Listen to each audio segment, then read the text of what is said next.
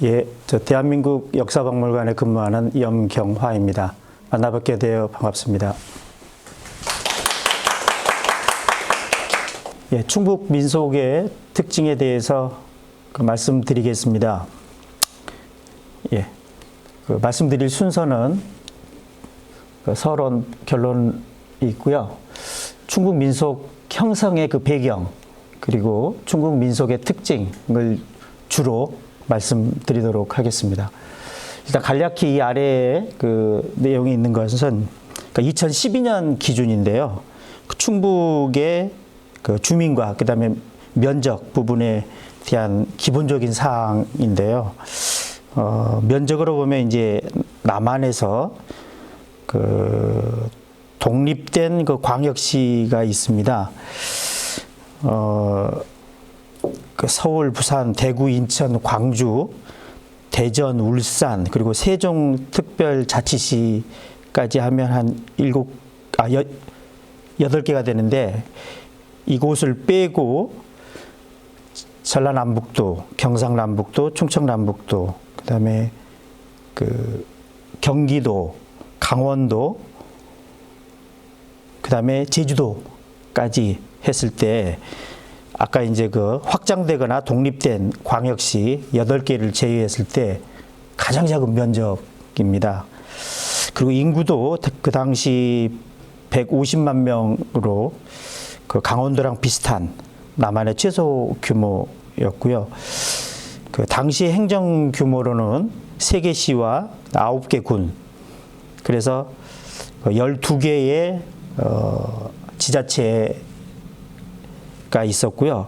그런데 지금 최근에 청원군이 청주시로 편입됐죠. 그래서 9개 군이 아니고 지금은 8개 군, 그리고 11개 지자체로 알고 있습니다. 그래서 굉장히 면적과 주민 수에 있어서 굉장히 단촐한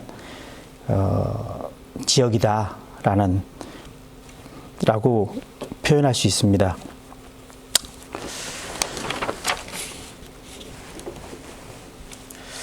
그래서 서론에서는 이제 충북 민속의 특징, 특히 정체성의 부분을 말씀드리는데, 그럼 이건 어떻게 추출할 수 있을까? 이제 이런 생각을 해보게 되죠. 이제 충북 민속은 이제 다른 지역 민속 다 마찬가지입니다. 그래서 비교 연구가 굉장히 중요하고요. 그래서 이거를 어느 특징을 추출할 때는 이제 도출하는 단계가 있습니다.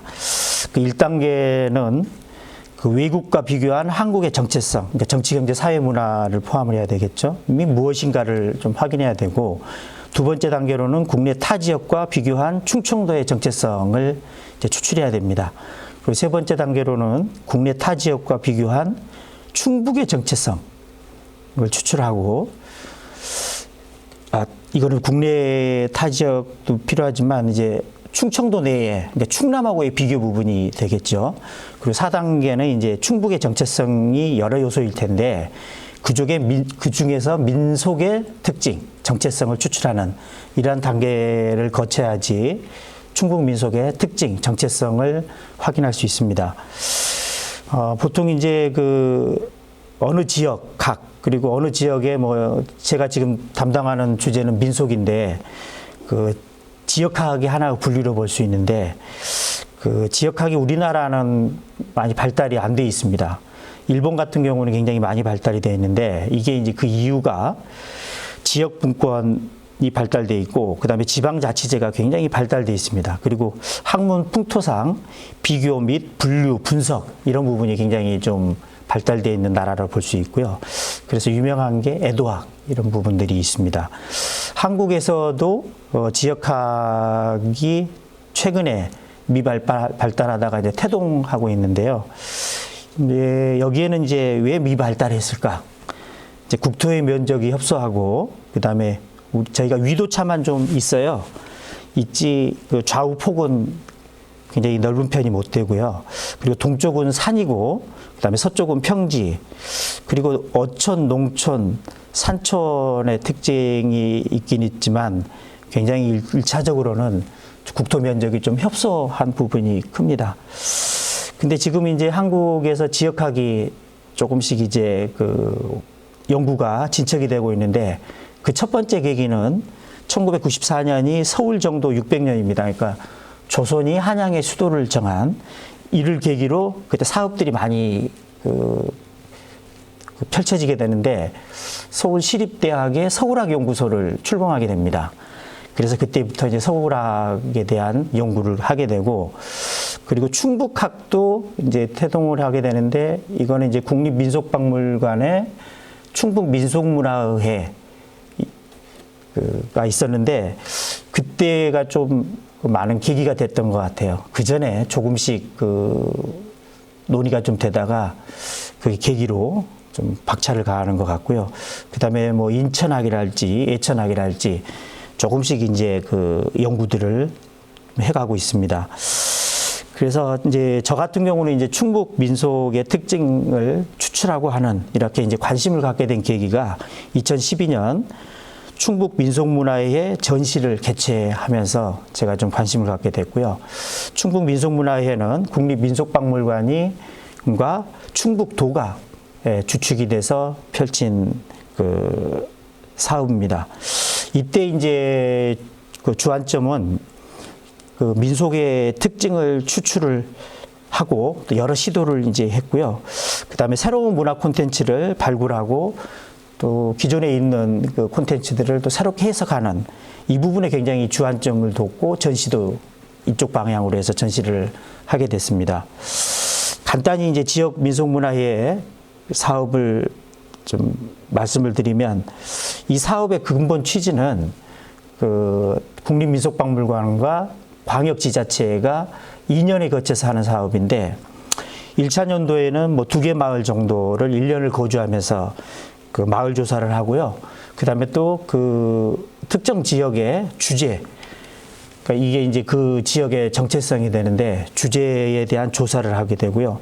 원고를 취합하고 그리고 2차 연도를 이제 준비하게 되고요. 2차 연도에는 이제 전시를 개최한다든지 도록을 발간하고 그 다음에 이제 민속문화회에 선포식을 하게 되고 여러 이제 공동 행사를 개최하게 됩니다.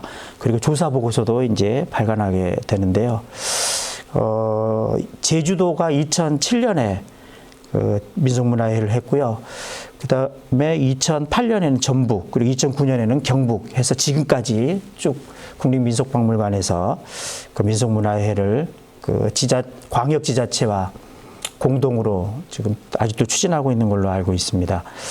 지역민속문화회의 궁극적인 목표는 국가기관과 그다음에 광역지자체가 힘을 합쳐서 지역의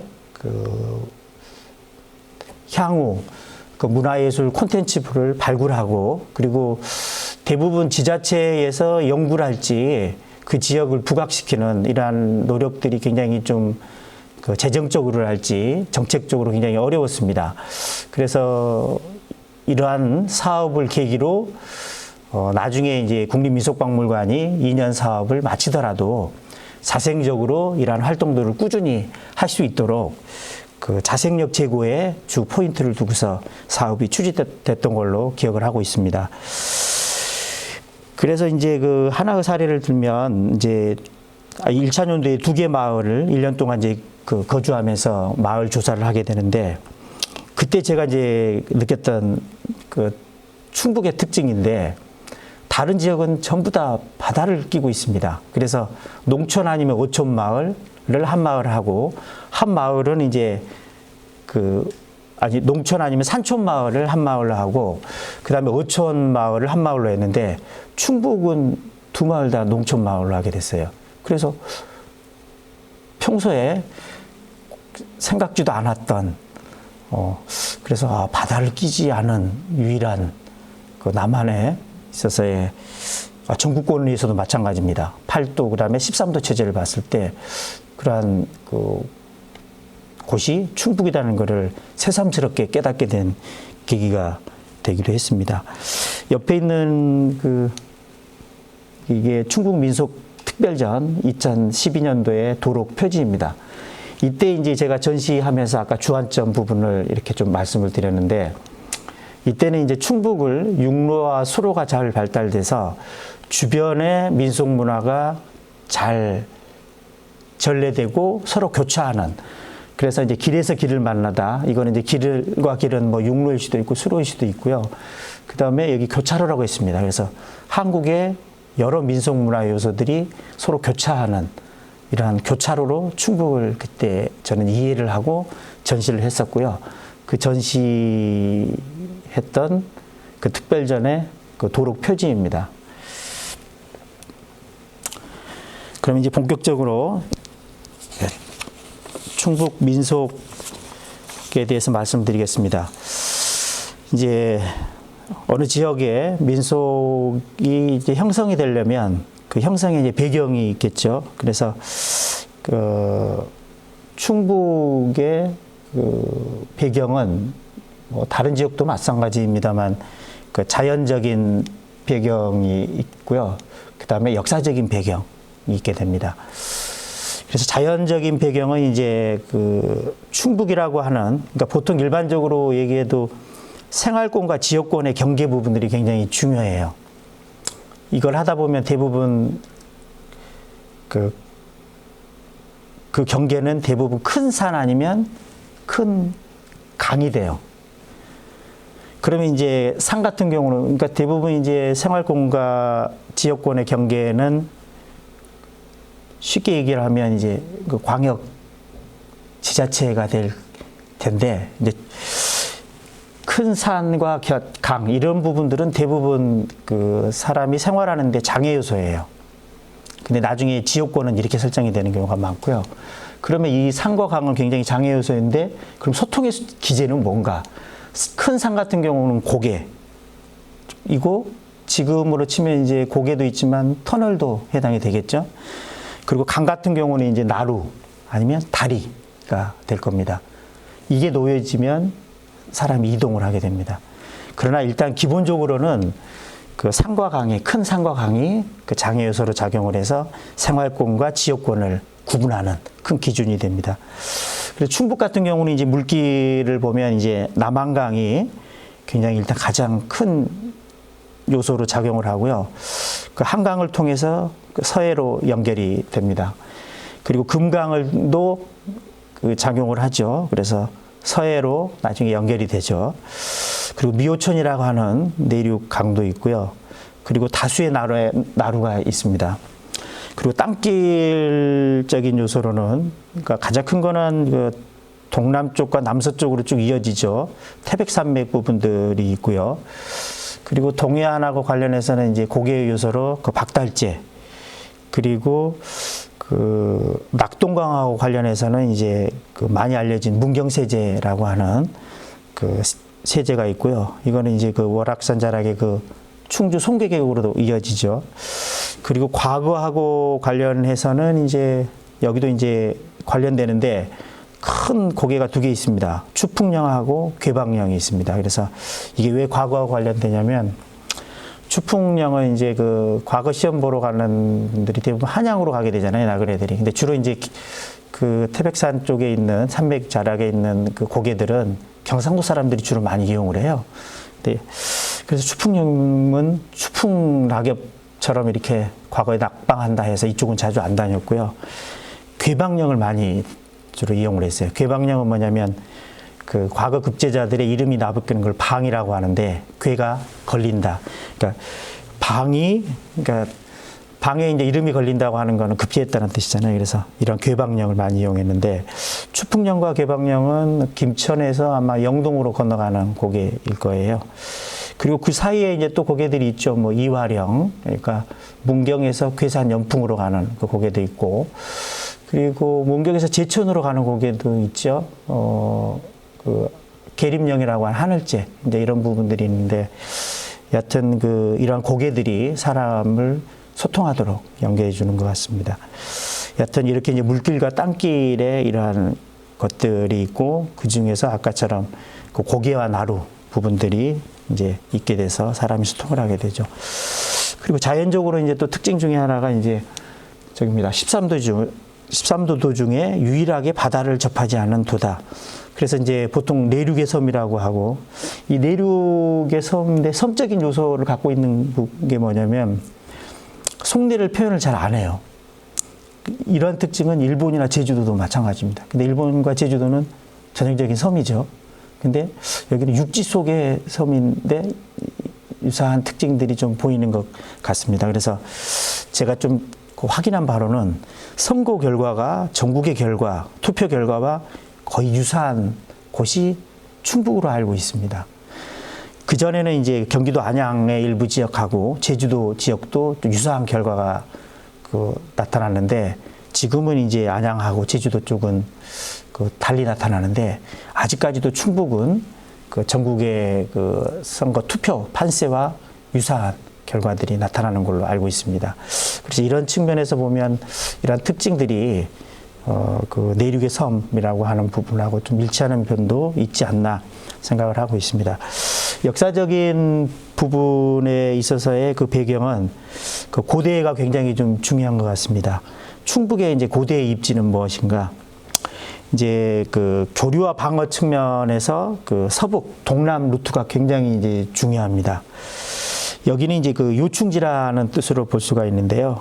아까 얘기했던 이제 하늘재, 계림령 등을 위시한 여러 이제 고개들이 있게 되는데 서북 지역 같은 경우는 주로 이제 외세, 오랑캐, 그러니까 한반도 전체적인 측면에서 방비하고 중국 선진지와의 교류 측면에서 서북 지역이 굉장히 한반도 내에서는 중요했고 한강 유역은 산동반도를 통해서 바로 중국으로 교류를 할 수가 있습니다.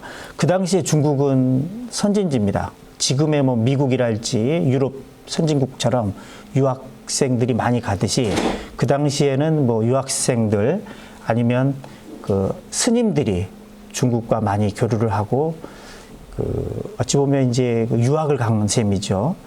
그러니까 선비들 그다음에 학생들이 가는 루트였습니다. 그리고 남동 지역도 굉장히 그 당시 중요했는데 외구의 침몰이 많았기 때문에 그쪽을 이제 경계하는 방비하는 부분이 있었고 그리고 나중에 이제 통신사 부분들이 있게 되잖아요. 조선 때까지. 그리고 고대에도 교류를 일부는 합니다. 외랑 교류를 하기 때문에 그래서 이제 한반도 내에서는 서북 그다음에 한강 지역, 동남 지역이 굉장히 중요하게 되는데 충북이 육로 수로 다 이어집니다. 그러니까 아까 이제 물길하고 땅길 얘기할 때 나왔지만 물길로는 남한강이 있고 금강이 있고 그다음에 육로로는 지금으로 치면 이제 경부고속도로, 경부철도가 되는데 그 당시에는 아까 영남대로죠. 계림령을 통한 지금은 이제 문경세제를 통한 영남대로가 주류인데 그런 측면에서 육로와 수로가 전부 충북을 거치게 된다는 거예요. 그래서 바다도 안 끼고 있는 내륙의 섬 같은 충북이 주요 육로, 영남대로라고 하는 이런 부분과 그다음에 남한강과 금강울과 같은 주요 수로가 이렇게 이어져 있다고 하는 것은 바다를 끼지 않아도 내륙과 전부 연계되는 중요한 교통로들을 다 확보하고 있었다. 이렇게 이제 이해를 했습니다. 그리고 고대에는 신라가 저기 경주, 그러니까 동남쪽에 굉장히 치우쳐 있다는 부분도 이 영남대로랄지 이런 부분들이 굉장히 발달하게 되는 요소인 것 같습니다. 그래서 이제 고대에는 이제 한반도를 점령하기 위해서는 고구려 백제 신라가 천부 충북이라고 하는 이 지역권을 확보하려고 노력을 했습니다. 그러니까 육로와 수로 모든 수단을 다 동원해서 그래서 고대에는 각축장으로서의 작용을 각축장에 보면 입지였다라고 판단을 하고 있습니다.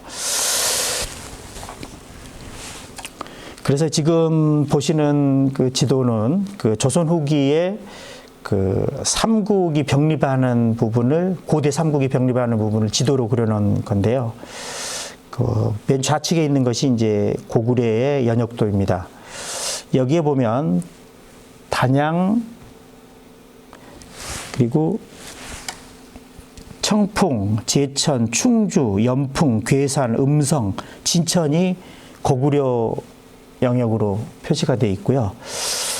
그 다음에 이제 백제를 보면 청주, 문의, 회인이 백제 땅으로 표시가 되어 있고요.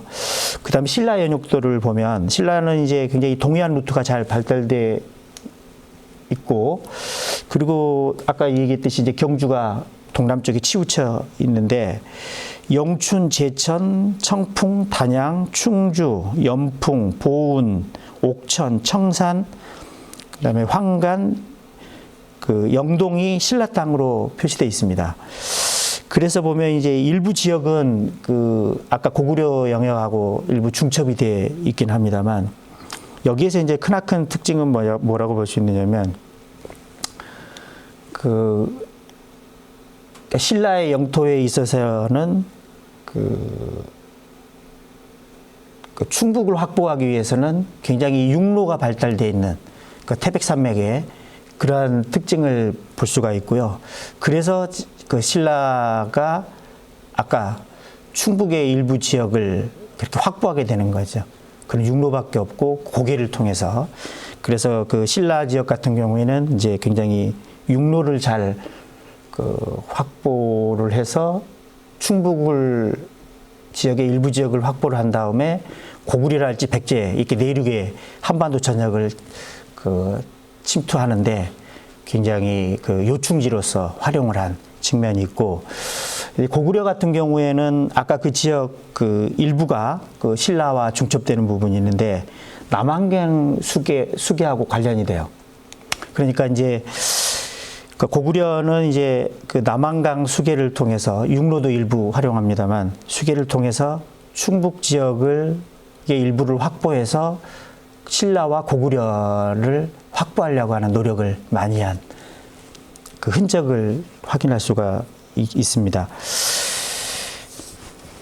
여하튼 뭐 그러나 이 부분은 이제 조선 후기에 그 고대 삼국에 대한 그 병립되어 있는 삼국에 대한 인식의 일단을 보여준다라고 볼 수 있지만, 이 지도를 통해서도 아까 그 충북을 확보하기 위한 그 각국의 그 노력들을 이제 알 수가 있습니다.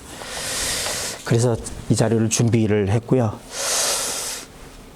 충북의 그 인문과 역사 지리에 있어서 가장 결정적인 그 배경은 그 조선시대인데요. 조선시대에는 초기에 팔도 체제였습니다. 그래서 이 팔도 체제라고 하는 거는 이제 좌도와 우도 체제예요.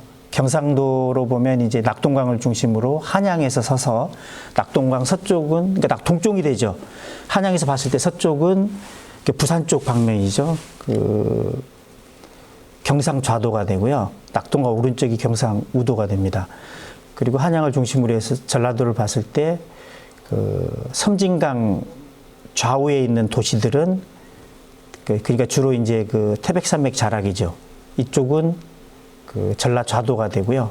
그다음에 전라우도는 그러니까 전라도로 봤을 때는 좌측인데 그 평야지대 쪽, 목포 쪽에 이제 가까운 이쪽으로 이제 전라좌도를 봤습니다.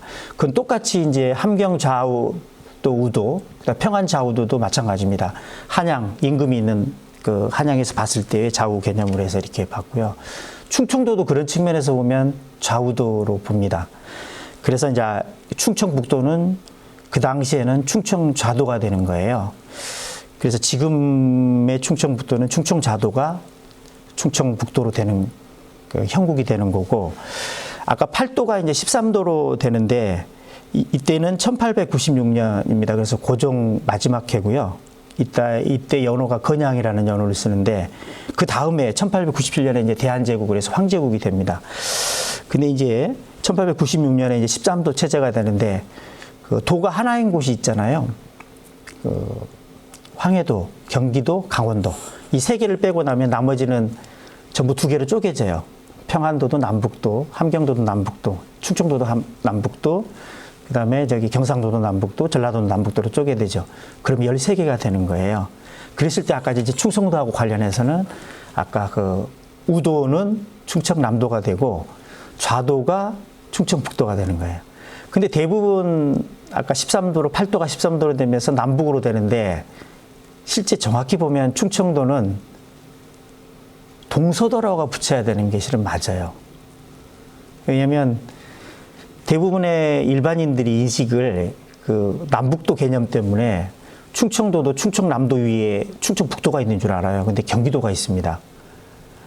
그래서 그 지리적으로 보면 그 팔도 체제에서는 그 충청 좌우도였지만 13도로 갔을 때 그 충청북도, 충청남도가 아니고 충청동도, 충청서도 하면 훨씬 그 일반인들의 인식이 그 좀 이해도가 빠를 텐데 좀 이렇게 헷갈리게 하는 요소들이 이제 이런 부분에도 있더라고요.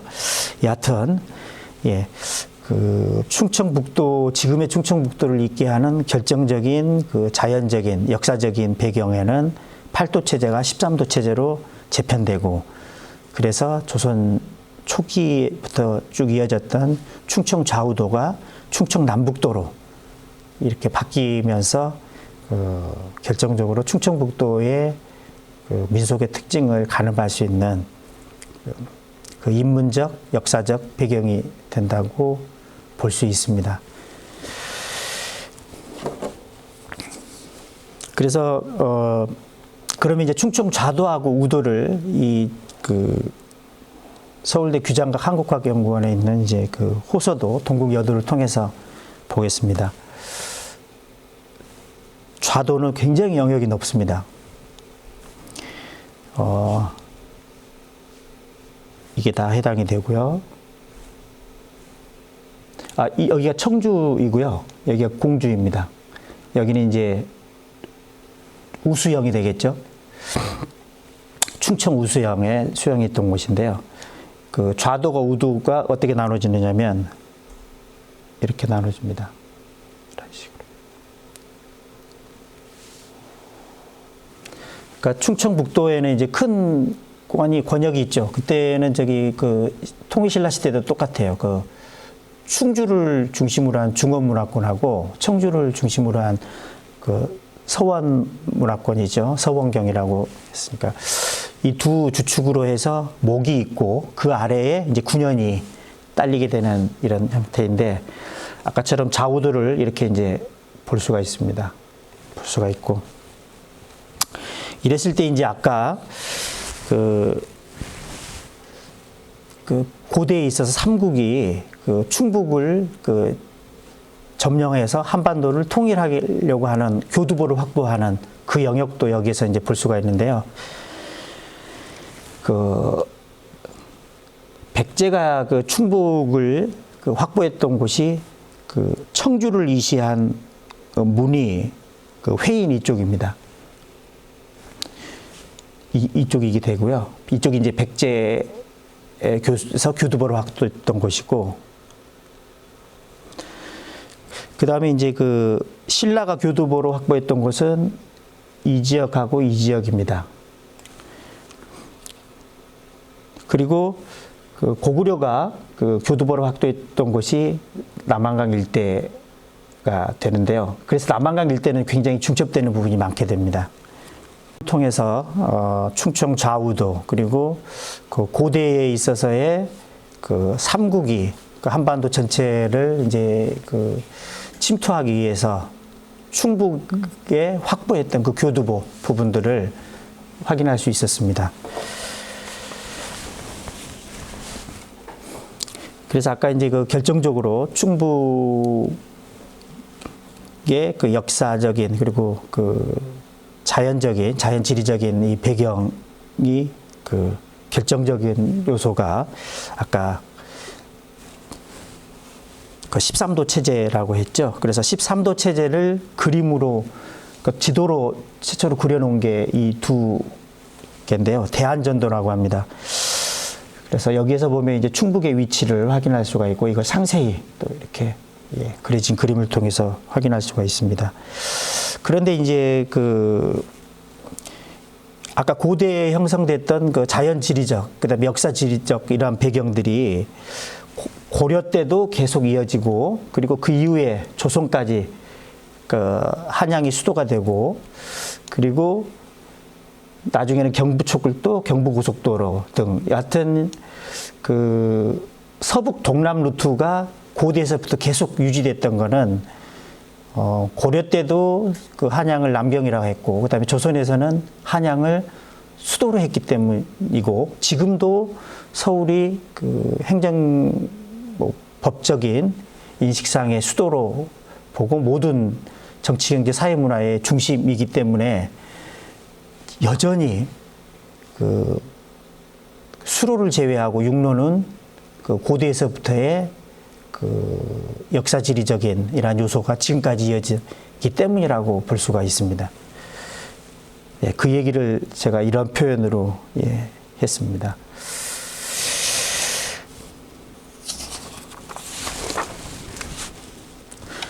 그리고 이제 충북의 그 굉장히 이제 그 민속 문화의 특징을 그 좌우하는 그러한 것들이 이제 광역 지자체로 보면 가장 많은 광역 지역과 문화권과 그 접해 있다라는 것입니다. 그래서 경기, 강원, 경북, 전북, 뭐 충남까지. 근데 이제 충남은 조금 같은 충청권으로 해서 의아해할 수도 있습니다. 근데 저는 이제 충남, 아까 이전에도 얘기했지만 충남은 충북하고 같고 그간에도 이제 같은 충청 문화권으로 보는데 조금 다른 부분도 있는 것 같습니다. 가령 이제 충남은 왕도가 있었죠. 고대 그 부여공주 그리고 익산까지 성왕이 자리를 잡았던. 그리고 서해 쪽이고 평야지대이고요. 그러다 보니까 그 조금 풍요로워요. 풍요롭고 여유가 좀 있다고 볼 수가 있고요. 그 다음에 수도권과 이게 인접하다는 게 이제 고대에서부터 그 산동반도, 지금도 중국과 교류가 많고, 뭐 배가 왔다 갔다 하듯이, 그 다음에 수도권과 인접해 있고, 이런 것들 때문에 충북하고 충남의 차이들이 좀 있는 것 같아요. 그리고 충북은, 아까처럼 이제 고대에서부터의 굉장히 각축장, 고구려신라 백자의 각축장이었고, 산악지대였고, 그 다음에 고대 이래로 쭉, 사는데 조금 풍요롭지는 못했죠. 그래서 굉장히 여유가 적고, 그러나 굉장히 눈치들은 보게 되는. 그러나 이제 충남 같은 경우에는 이제 예전에 이제 왕도였기 때문에 굉장히 그 프라이드들이 강하다가, 나중에는 이제 백제가 멸망한 이후로 그 왕도로서의 지위가 좀 상실되잖아요. 그러나 서해랄지 평야지도에서 여유들이 있는 이제 그런 측면에서 프라이드의 상실. 그래서 정치권도 지금도 많이 나타나고 있는데 이곳저곳에 많이 합류하는 이렇게 이제 눈치를 보는. 그래서 전체적으로 눈치는 충남도 충북도 다 보긴 보는데 그 상황이 좀 다른 것 같아요. 그래서 저는 이제 이 부분도 지금까지는 이제 그 충북의 기질을 뚜렷이 부각하려고 하는 이제 하려면은 충남을 잘 알아야 되겠다. 그래서 이런 부분들은 이제 제가 충북 민속문화회 특별전을 하면서 충북 민속의 특징을 추출하는 데 많이 고려하면서 비교도 좀 해봤는데 아직까지 뚜렷한 논문들이 나오지는 않고 있어요. 근데 뭐 어느 분이 하시더라도 그 향후에 저는 이제 과제로 두는데 뭐 언젠가는 기회가 되면 할 거고요. 아주 그 중요한 과제 같아요. 뭐 어느 분이 좀 했으면 좋겠고. 여하튼 충북하고 충남은 좀 다른 요소들이 많은 것 같습니다. 그래서 아까 이제 그 충북하고 접해 있는 광역 다른 문화권이 이제 5구로 저는 이제 판단을 하고 그때 이제 전시에도 그렇게 적용을 했었습니다. 그리고 이제 아까 이제 지역학 얘기를 했는데 그 일본이 이제 많이 발달된 게 이제 지자체가 그리고 지방 분권이 발달돼 있다. 그래서 애도학도 굉장히 그 흥하다. 뭐 이런 것들을 얘기했는데 한국은 굉장히 적어요. 근데 그럼에도 불구하고 그 팔도의 기질론에 대해서 언급한 부분들이 있어서 제가 좀 소개시켜 드리겠습니다. 예전에 전시 때 2012년 전시 때는 이제 이 부분을 제가 소개했죠. 일반론은 보통 이제 충청도 분들은 충남하고 충북을 안 가리고 그 양반, 충청도 양반이라는 표현이 일반적인 표현이고요. 그 다음에 윤행임이라고 조선 정조대 규장각 학사는 충청도를 청풍명월, 맑은 바람과 밝은 달, 굉장히 고상하게 좀 표현을 해줬고요. 그리고 이중환, 그 탱리지로 유명한 이분은 오로지 세도와 재리만 쫓는다 라고 이제 표현을 했습니다. 그리고 김태호라는 분이 있는데요. 그 민족심리학이라는 책에서 충청도 분들은 온후하고 명랑하고 안일하며 평안하다 이렇게 이제 표현을 해줬습니다.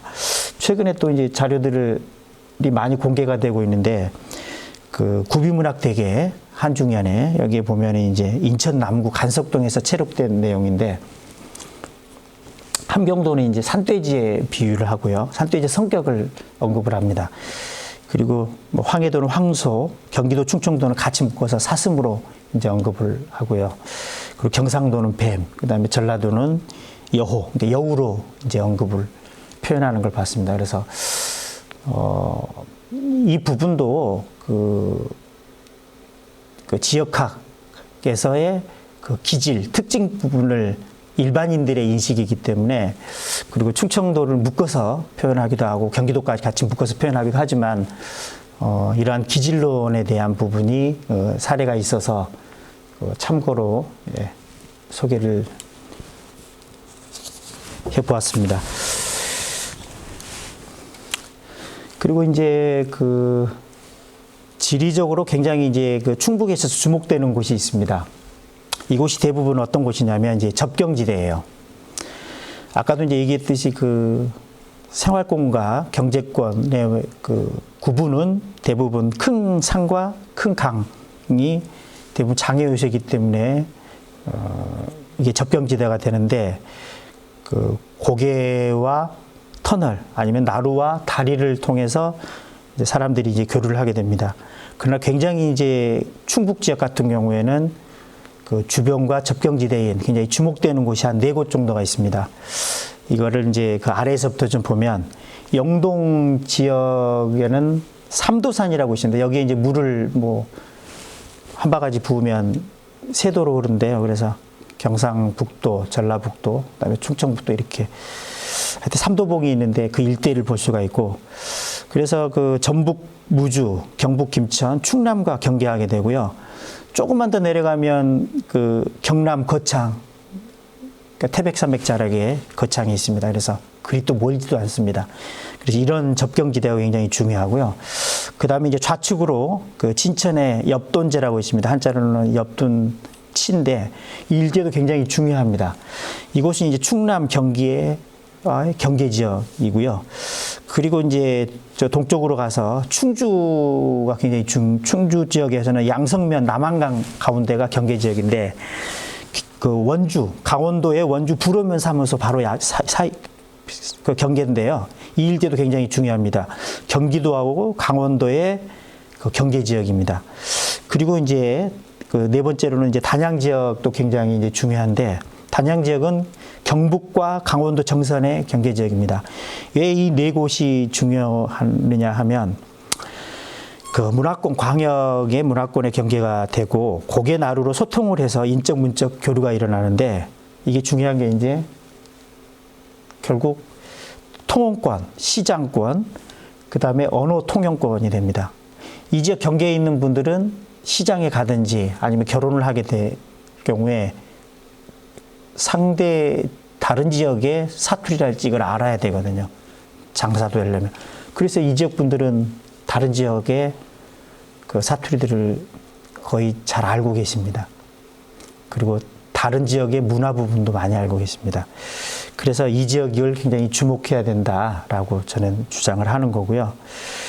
이 부분도 이제 그 굉장히 그 향후에 지금까지 굉장히 연구들이 좀 부진한데 그 연구를 향후에 누군가는 굉장히 집중적으로 할 필요가 있는 것 같고요. 특히나 그 지역 감정 인식 조사 부분을 좀 하면 굉장히 좋은 사례가 될 걸로 판단이 돼요. 이게 어디랑 비슷하냐면 그 구례의 그 화개장터랑 비슷합니다. 그쪽 분들은 섬진각을 중심으로 해서 서로 교류를 하잖아요. 그런데 그래서 이것도 그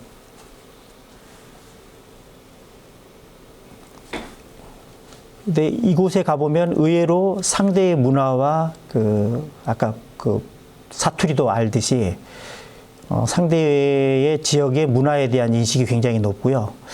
그리고 지역 감정의 차이들이 굉장히 낮습니다. 그래서 이런 부분들이 왜 어떻게 이러한 인식들이 안착이 됐는지 그걸 좀 인식 조사나 이런 걸 통해서 좀 확인할 필요가 있고요.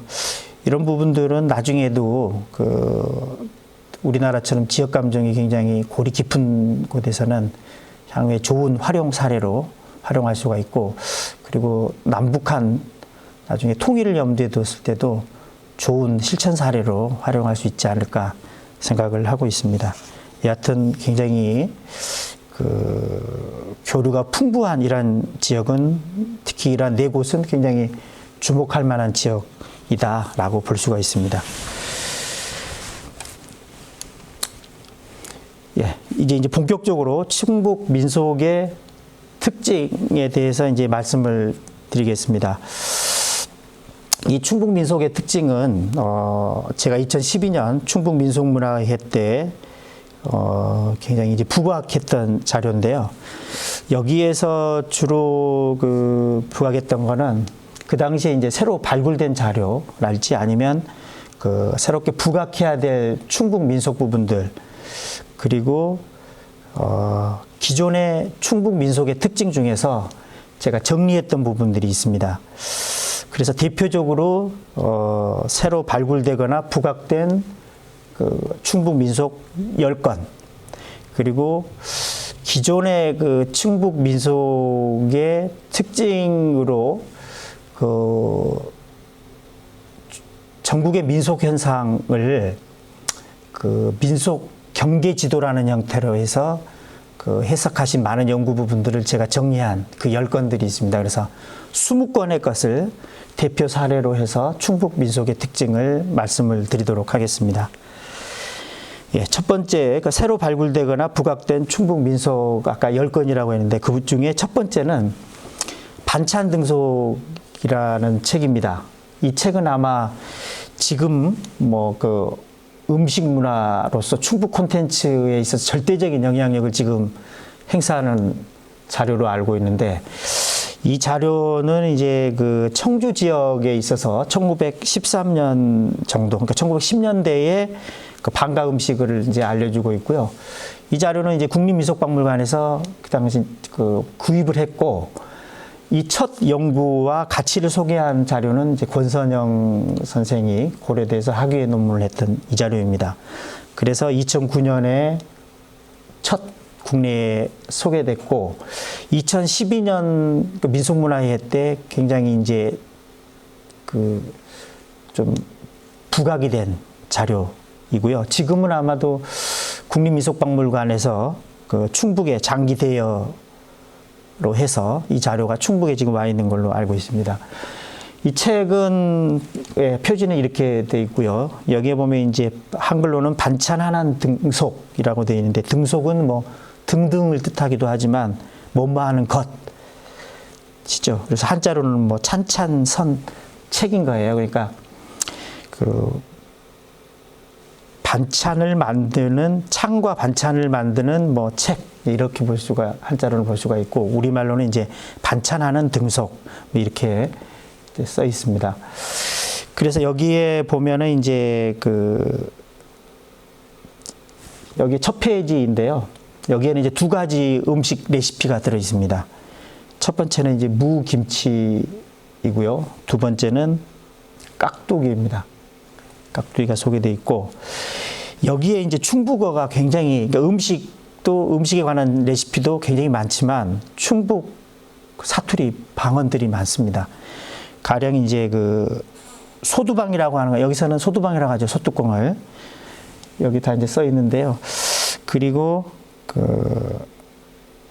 양님, 그죠? 양념을 양님이라고 하고, 그 다음에 엿가락을, 그리고 가위를 가세라고 하죠. 그리고 내려를 나리여, 이런. 그래서 굉장히 그 당시까지 밝혀지는 47가지의 충청북도의 사투리가 들어가 있다고 하는데 지금 더 많은 그 충북어가 좀 추출이 된 걸로 알고 있습니다. 그래서 여기에 보면 또 재밌는 것도 있습니다. 여기에 소금이 있죠. 근데 소금의 용례가 여기는 소금인데 아래쪽 두 곳에 보면 소곰이라고 나옵니다. 소금. 그러니까 용례가 두 가지가 나오는 걸 볼 수가 있고요. 그 다음에 아까 그 가위 있죠? 가위 부분, 가세를 여기는 가위라고 하는 부분인데 여기에도 실은 가세라고 표현도 있지만 가위라는 표현도 있어요. 여기에 보면. 그러니까 아까 소금도 실은 그 용례가 두 용례가 있는데 가위도 실제 여기서는 가세라고 하는데 가위라고는 표현도 있다라는 거예요. 그래서 굉장히 많은 좀 천착이 좀 필요한 부분인데 그 용례들이 그 같은 단어에도 여럿이 있더라고요. 그래서 여튼 이 반찬 등속이 2012년도에는 굉장히 좀 부각이 된 자료였습니다. 그래서 첫 번째 사례로 제가 소개를 하고요. 두 번째로는 이제 그 충북어 또 관련된 부분입니다. 아까 반찬 등속은 이제 식생활이 주고 언어는 이제 일부적인 요소였는데 여기에서는 이제 4가지 책을 소개할 겁니다. 반찬 등속까지 하면 이제 5가지 충북어 관련된 책이 그걸 소개하는 셈이 되는데 일단 4가지 중에 효경자운이라는 책입니다. 이거는 1916년에 이제 충북어, 그러니까 언어를 이제 얘기를 해주는데 일부 나와 있는데 한글 색임 부분에 있어서 충북어 부분들, 그러니까 여기죠. 색임이라고 하는 건 이제 자운이죠, 자운. 이 색임에 있어서 이걸 이제 한글로 풀이를 했잖아요. 여기에 이제 충북어들이 등장한다는 거예요. 그래서 지금 저는 여기서 조금 뭐 거의 언급을 좀 안 하겠지만 어느 분이 이 책을 통해서 충북어를 더 많이 추출하기를 좀 바랍니다. 그 다음 자료는 이제 여소학이라는 자료인데요. 이거는 1915년에 그 한글 색임과 풀이에서 그 충북어가 등장을 합니다.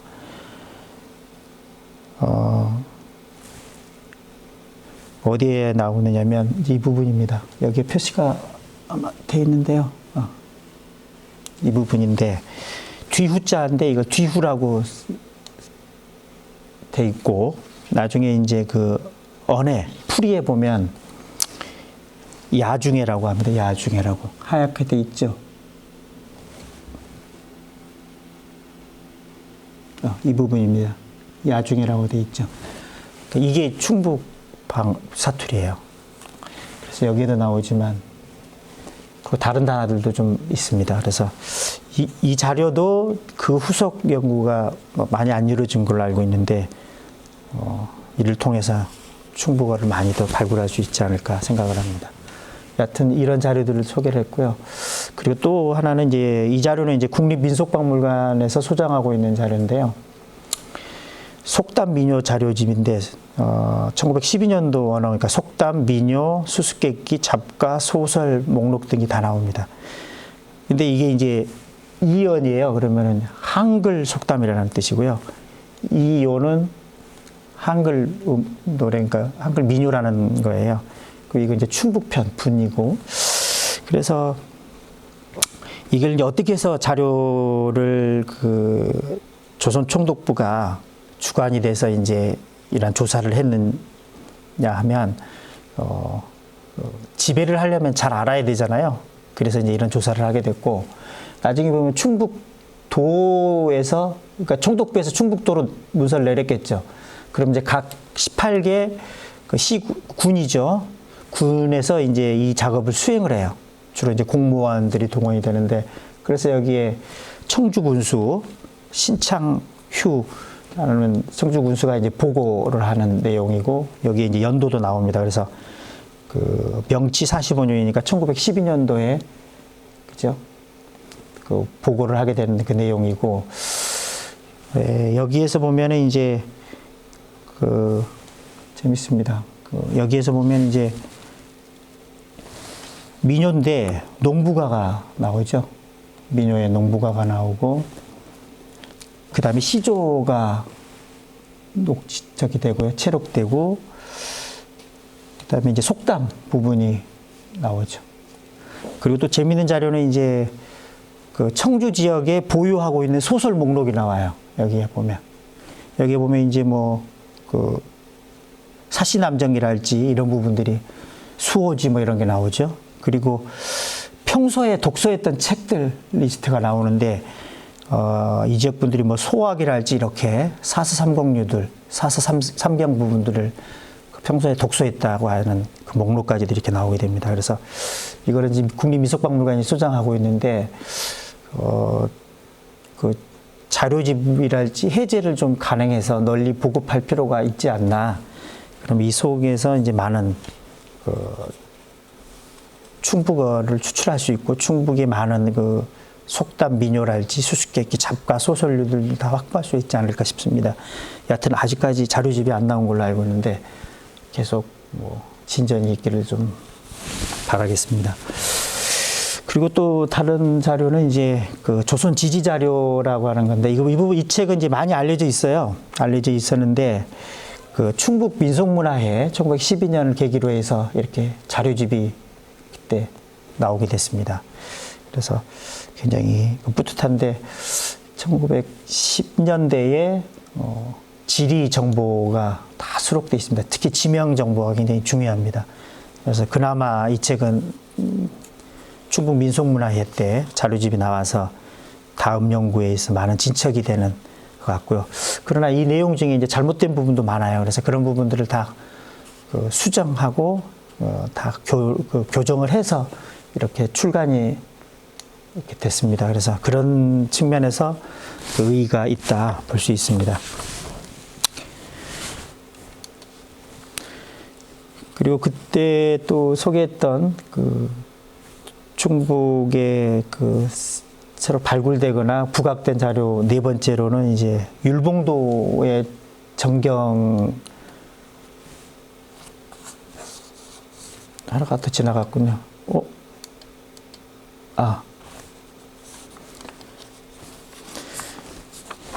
법주사적입니다. 전도인데 이게 순조 태봉의 산도니까 그 무덤 그림이에요. 거기에 이제 이게 태봉인데 순조의 태봉인데 거기에 이제 법주사의 그 정경이 나옵니다. 이 자료도 굉장히 그리고 속리사 곳곳에 암자까지 해서 굉장히 잘 소개되어 있습니다. 법주사가 있는 속리사는 굉장히 이제 유명한 절이고 60, 70년대에도 뭐 호텔이 들어서 굉장히 그 관광지로서 명성이 들었는데 유학자들이 많이 그 유교적인 정신 수양을 위해서 그 유명 산들을 방문하게 되는데 유산기가 굉장히 많은 그 산입니다. 그래서 근대에 있어서 등산은 그 정복의 수단이죠. 근데 그 당시에는 이제 유교적 그 정신 수양의 수단으로 그 유명 명산들, 금강산 이런 걸 유시하여 다니곤 했습니다. 그래서 그 속리산의 모습과 법주사의 정경 이런 부분들을 뭐 이 자료를 소개함으로써 좀 부각을 시켰었고요.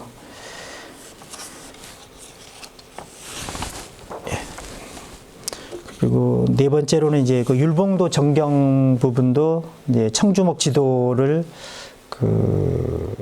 저희가 소개함으로써 좀 부각을 시켰습니다. 이 자료는 청주목 지도는 이제 국립중앙도서관에 소장이 되어 있고요.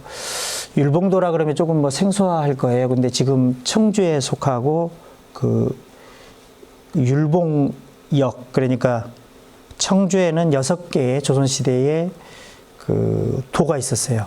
이 도라고 하는 건 이제 도로라고 보면 되는데 그 당시에는 이제 역참과 역원이 이제 그 육로로서의 그 이용됐던 시기이기 때문에 지금으로 치면 이제 뭐 대로는 아니지만 지금으로 치면 이제 뭐 고속도로랄지 철도 이런 걸로 이제 볼 수가 있는데 지금도 이제 그 도로명을 지을 때 서울의 이제 광화문 앞길 같은 경우는 지금 이제 세종대로라는 명칭이었지만 예전에는 이제 육조대로 아니면 이제 광화문 앞길이라고 그랬어요. 그거는 이제 광화문이라고 하는 경복궁에 앞문이 있었기 때문에 이렇게 지어지고, 그런 특징처럼 이제 여기에 율봉역도 이제 그 율봉역이 중심이 되는 역이고, 그 밑에 이제 작은 역을 포함해서 율봉도라고 하는 그 역도 명칭이 이제 부여하게 되는데, 그 율봉역의 그 전경을 이렇게 좀 저희가 찾게 됐어요. 그래서 그거를 청주목지도에서 찾게 됐는데, 이 부분도 이제 좀 저희가 부각을 좀 시켰습니다. 그리고 이제 사판일록이라고 해서 이제 사판은 한성교의 이제 노정까지도 볼 수 있는 자료인데요. 이제 한성교라는 사람은 이제 구한말 사람인데 청주 한씨이고 서울의 이제 중학에 그 거주했습니다. 중학 인근에. 중학이라고 하는 거는 이제 그 종로에, 서울의 종로에 그 경복궁, 광화문 그리고 동십자각 이 일대에 그 사부학당 중에 하나로 중학이 있었고, 그 중학동 인근에 거주했던 사람인데, 여기에 이제 그 내용이 들어가 있지만, 그 아까 청주에 6개 도가 있다고 그랬죠. 그 연원역을 중심으로 한 율봉역 등의 주변에 그 역둔토.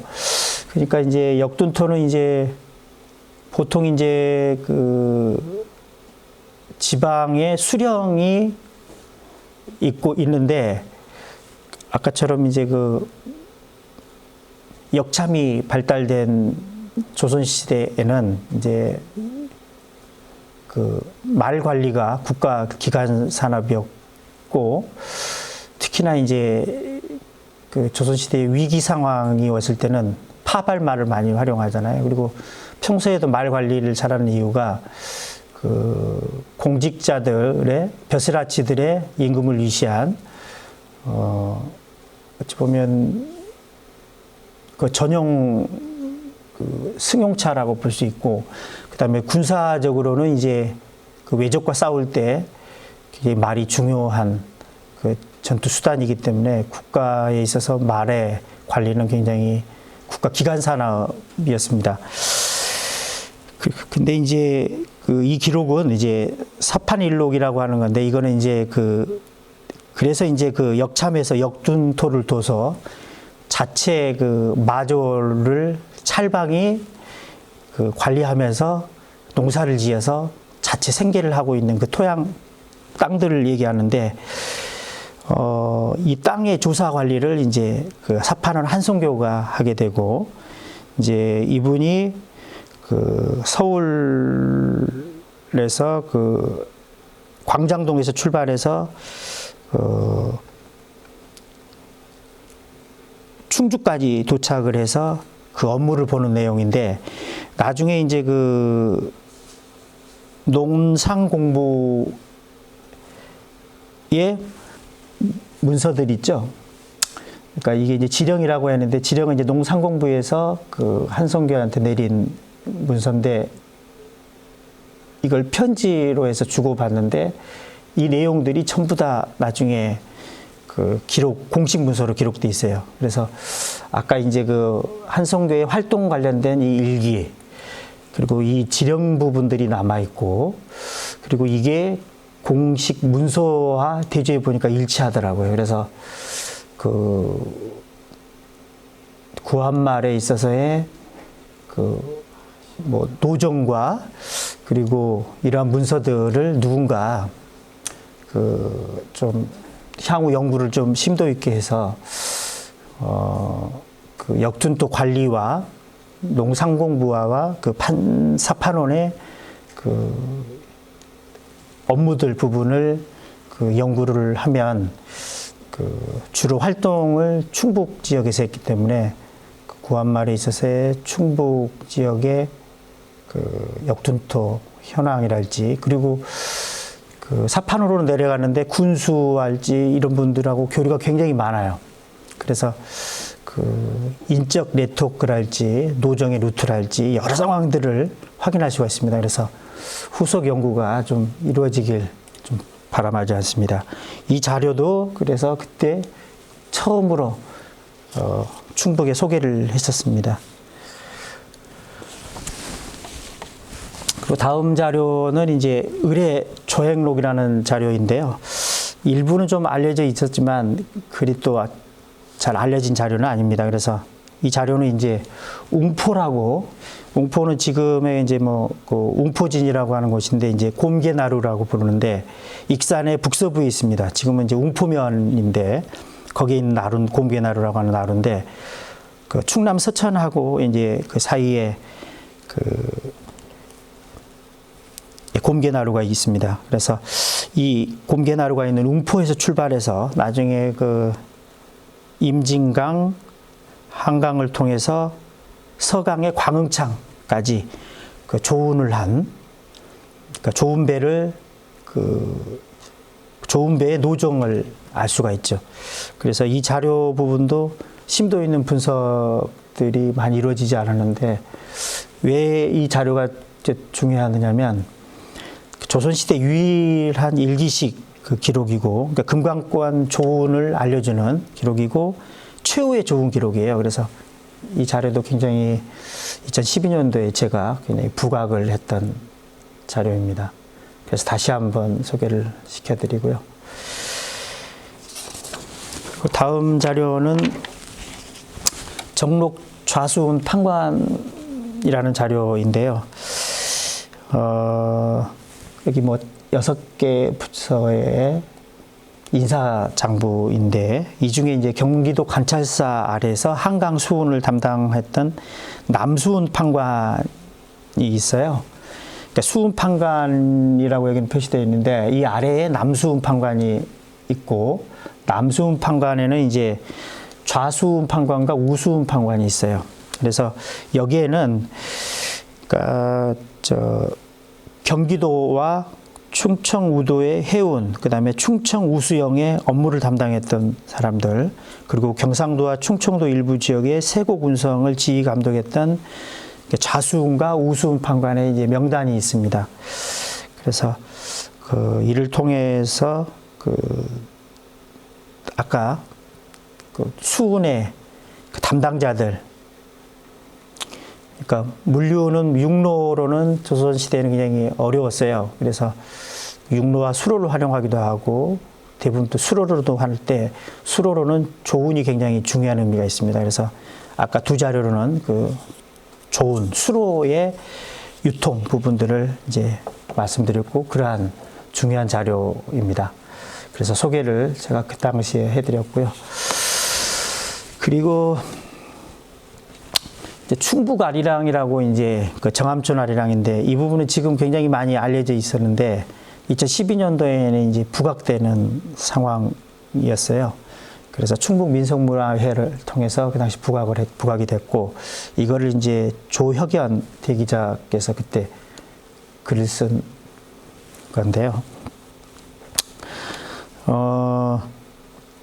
정암촌은 지금 길림성 영길의 정암촌이고요. 이 지역에는 청주, 보은, 충주, 괴산 농가 180호가 1938년도에 이주를 했어요. 그 내용은 이제 이 부분에 나오죠. 네. 이주를 했는데 이분들 중에서 이 지역에서 채록한 아리랑이 이제 정암촌 아리랑이 되는데 이제 청주 아리랑이라고도 부르기도 하고 이제 충북 아리랑이라고 부르는데 이제 실제로는 이게 이 당시 2012년에 부각은 됐지만 그 전에 실은 알려져 있긴 했어요. 누가 알렸느냐면 이제 여기 이름 나오죠. 여기 나오죠. 임동철 전 충북대 총장님이 2003년에 관련 논문을 발표를 하긴 하는데 실은 이제 부각이 안 되고 있었죠. 그리고 이제 이러한 유사한 노래가 어떤 것이 있느냐면 여기에서 날 가라네는 뭐냐면 나를 집 밖으로 나가라 뭐 이런 뜻인데 청원의 배 짜는 노래 여기에 나오죠. 청원의 배 짜는 노래에 예, 일부가 채록이 돼 있고 이거랑 노래가 유사해요. 유사하고 그 다음에 괴산의 그 방아 찢는 노래랑 좀 유사한 부분이 있습니다. 후렴 부분이. 그래서 명지길쌈 못한다고 날 가라네. 그러니까 날 가라네, 날 가라네. 그러니까 아리랑에 그렇게 있잖아요. 명지길쌈 못한다고 날 가라네. 이런 이제 아리랑의 이제 음유를 갖는 거죠. 그리고 비슷한 게 이제 괴산 쪽에도 날 가라네, 날 가라네. 삼배 질쌈 못한다고 날 가라네. 이런 식으로 유사한 게 미리 그 전에도 있었는데 좀 뭐 그냥 눈여겨보지 않고 있었고, 그다음에 임 총장께서 2003년에 정암촌에 가서 이제 그 체록을 해오게 되고, 또 잠잠하다가 2012년에 충북 민속문화회를 계기로 다시 그 충북 아리랑, 청주 아리랑, 정암촌 아리랑을 명칭으로 해서 부각이 된 사례입니다. 그래서 그리고 2012년 당시에 이제 그 충주 읍성을 3D로 이제 복원하게 됩니다. 이제 충북 민속문화회를 계기로 해서 복원하게 되는데, 이거는 이제 원천 자료가 1897년에 여기죠. 예. 그 대한제국 광무양안이 있어요. 그래서 이걸 2D 자료인데, 그러니까 그 모든 땅에 그 기록들이 있어요. 뭐 그림까지 그려져 있어요. 네모, 세모 막 이렇게 동그라미 이렇게 해서. 근데 이걸 2D 자료인데 이걸 3D로 이제 해서 변환을 해서 그 충주 읍성 100년 전의 모습을 이제 복원하게 됩니다. 이것도 이제 충북 민속문화회를 계기로 해서 하게 되고요.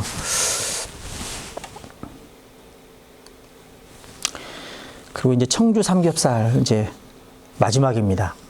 10번째인데 충북 민속문화회 계기로 해서 이 부분도 이제 다시 좀 부각이 됐습니다.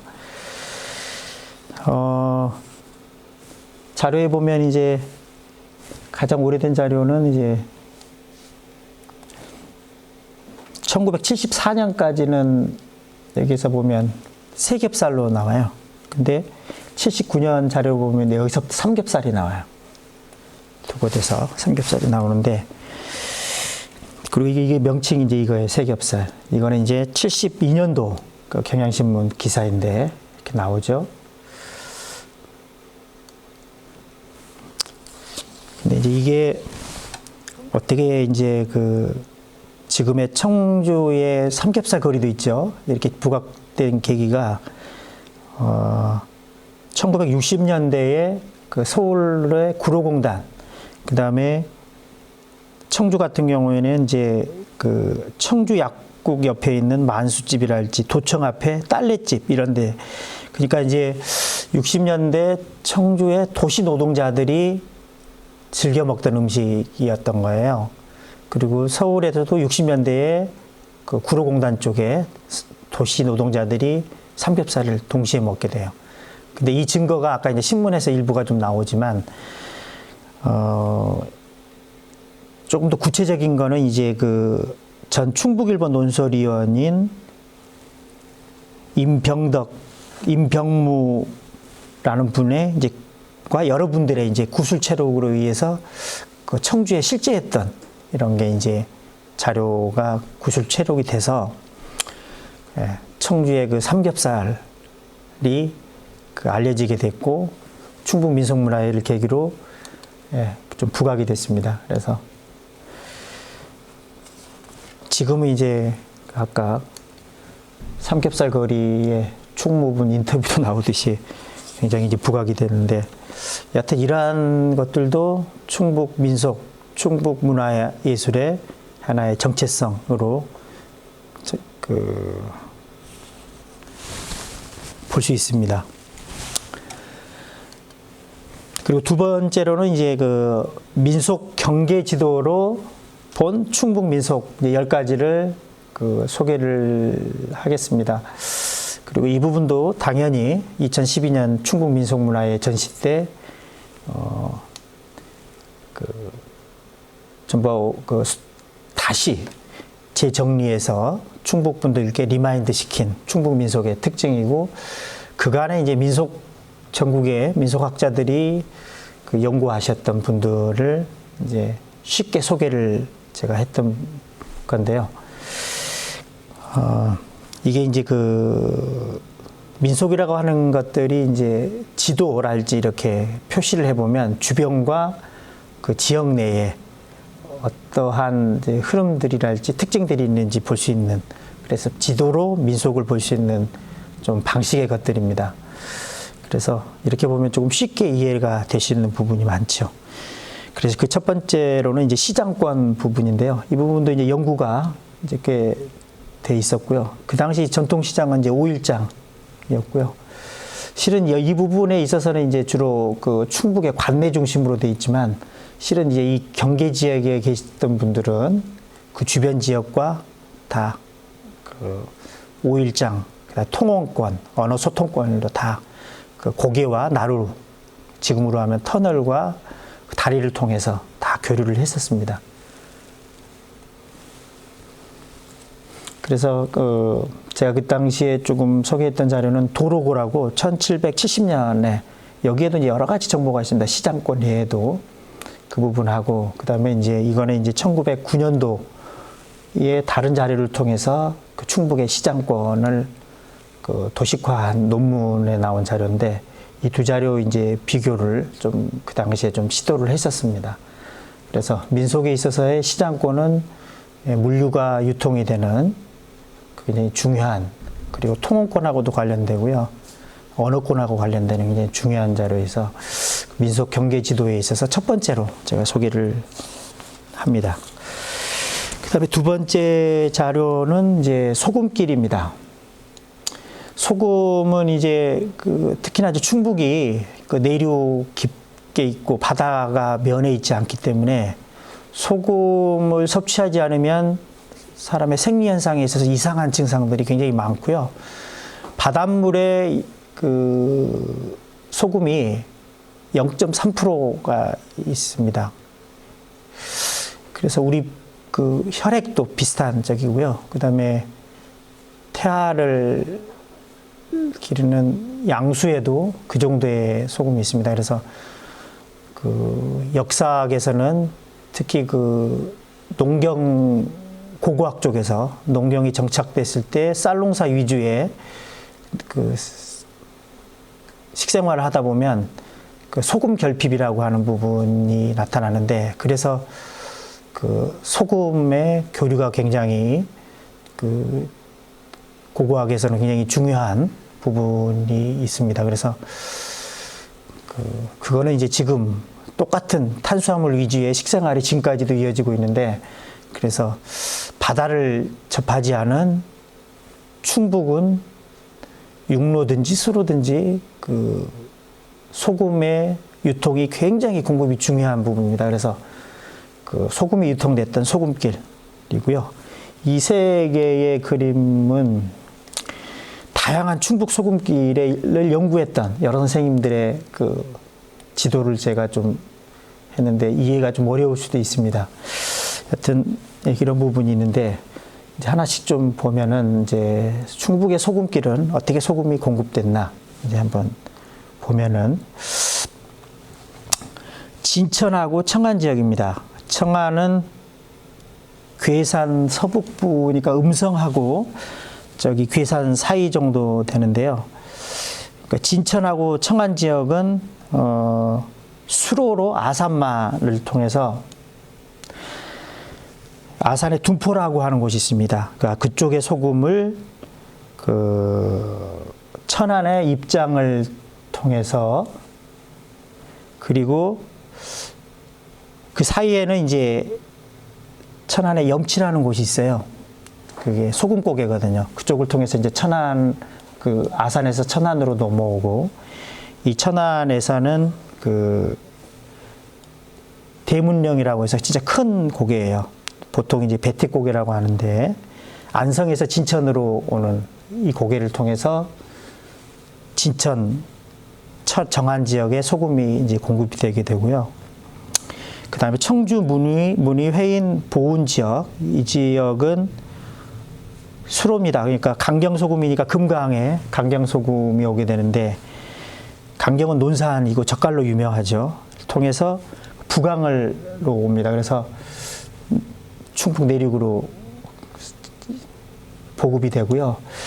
그리고 옥천하고 보은, 청산 지역은, 청산은 이제 옥천 동부에 있는 면이죠. 이 아래쪽인데, 이쪽도 강경, 그러니까 의 소금이 육로를 통해서 보급이 되고요. 그 다음에 보은하고 청산 권역은 이제 수로, 낙동강을 통해서 낙동 소금이 괴방령하고 추풍령을 통해서 넘어옵니다. 그래서 육로를 통해서 이제 보급이 되고요. 그리고 영동권역은 여기도 이제 강경소금입니다.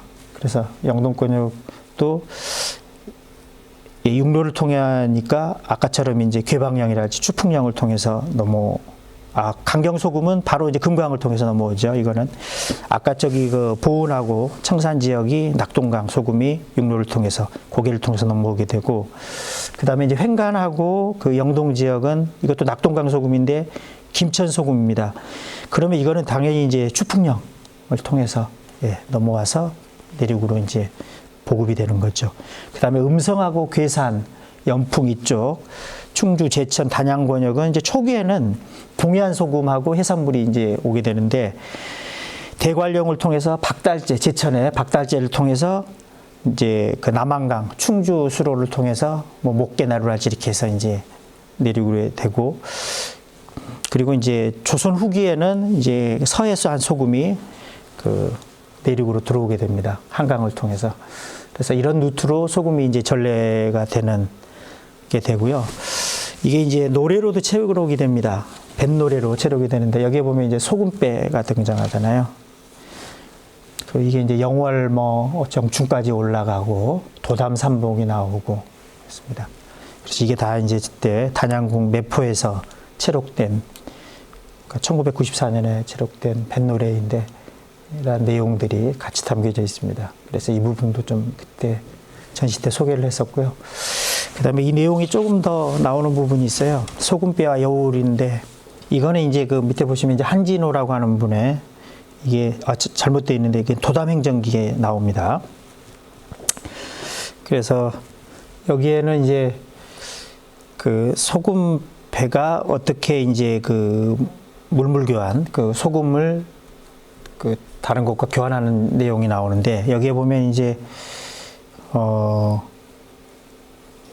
소금하고 나무와 숯과 콩과 담배 따위를 맞바꾸는 이런 게 나와요. 그래서 소금과 젓갈과 이런 것들이 이제 서로 유통되는 부분의 얘기들이 이제 언급이 되고 있는데요. 이제 순풍을 만나면은 이제 그러니까 이제 보통 이제 그 남한강이든지 금강이든지 수로 중에 그 수로를 이용하려면 이제 배가 중요한데, 상류에서 하류로는 되게 쉬워요. 문제는 이제 하류에서 상류로 역으로 갔을 때가 문제인데, 여기에서는 이제 두 가지 얘기를 해주는 거죠. 소금배의 그 소금과 젓갈과 그 다음에 내륙의 물류가 교류되는 부분들을 얘기하고 있고, 또 하나는 이제 여울이라고 하는 것들은 뭐냐면 나츠막한 그 물속의 모래톱 이런 곳인데, 물이 차면 이제 수위가 올라가면 배가 지나갈 수 있지만, 그렇지 않으면 이제 모래톱을 물길을 또 내서 배가 다니고 이래요. 그래서 뭐 그 안에 이제 돌들이 있게 되면 이제 배가 뒤집히기도 하고, 근데 문제는 아까처럼 순풍을 만나면은 그 상류로 역류하기가 좋은데, 올라가기 좋은데, 그렇지 않게 되면 이제 사람들이 줄을 메고서 배를 끌어가요. 이러한 자료들은 좀 흔치 않아요, 국내에. 중국이랄지 다른 나라에는 몇 군데 사례들이 있는데, 그래서 이 자료도 그때 이제 제가 전시 때 소개를 했었고요. 그게 이 노래로 또 나와요. 뱃줄 다리는 노래라고 해서. 여기에 이제 그 금수산, 단양의 금수산도 나오고, 제천의 옥순봉도 나오는데, 하여튼 그 배를 이제 그 줄로 매달고 끌어가는 이러한 그 노래가 이제 채록이 돼서 같이 일단 소개를 이렇게 했습니다. 그리고 여기에 보면 이제 뱃머리에서 뭐 줄을 23사람이, 그죠?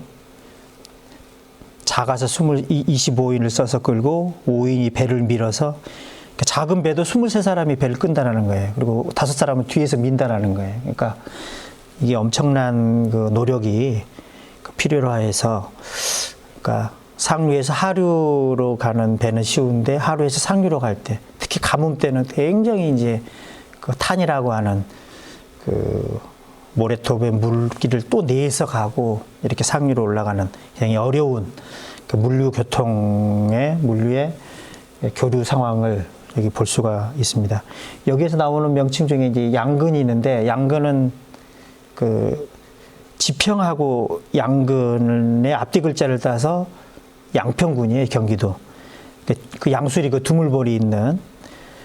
그래서 하여튼 그쪽 상황이긴 한데 여하튼 이러한 물류 교류 상황을 이 자료를 통해서 그 소금과 젓갈의 물류 상황, 교류 상황을 알 수 있습니다. 여하튼 도담 행정기는 이게 이제 그 단양 도담 삼봉까지 가는 뭐 충주를 거쳐서 남한강에 그 어찌 보면 자기가 다녀왔던 그 기록입니다. 그리고 그 노래도 이렇게 체록이 된 게 있어서 아주 어려운 소금배의 물류유통, 내륙과의 이 부분을 잘 보여주고 있습니다. 그리고 동제 부분입니다. 동제는 뭐 지도로 나와서 좀 쉬울 겁니다. 동제는 이제 그 마을 제2를 얘기하는 건데요. 충북 같은 경우에는 그 북부 지역은 선앙제 가 행해지고 주로 남부 쪽은 탑신제가 행해지고 중부 지역은 좀 점이지대라고 해서 두 곳의 지위가 좀 겹쳐지는 지역인데요. 선앙제는 이제 여기서 보듯이 선앙당이 있고 그다음에 말은 이제 북쪽 문화예요. 그래서 이쪽은 이제 북쪽 지역하고 영향이 있는데 어찌 보면 이제 고대로 보면 이제 고구려가 아까 점령을 일부 했다고 지도에도 표시되고 호시탐탐 노려서 내륙 백제와 신라를 치려고 했던 그런 루트의 일부이기도 합니다. 그리고 이제 남부적인 요소가 이제 탑신제인데요. 탑신제는 이제 그 이렇게 돌탑이 있고 그다음에 솥대가 있고 장승이 있는데 장승은 이제 선앙 이제 북쪽 그 제의하고 관련이 있고 탑신제는 이제 마한과 소도 이런 부분하고 좀 관련이 있는데 그 장승은 실은 이제 선앙제에도 들어갈 수도 있고 탑신제에도 들어가긴 해요. 근데 장승 중에서 석장승은 보통 복수라고 하는데 굉장히 그 북쪽 한계선이 아까 중부의 점이지대인 음성의 석장승이 한반도에서 최북단의 북한계선이에요.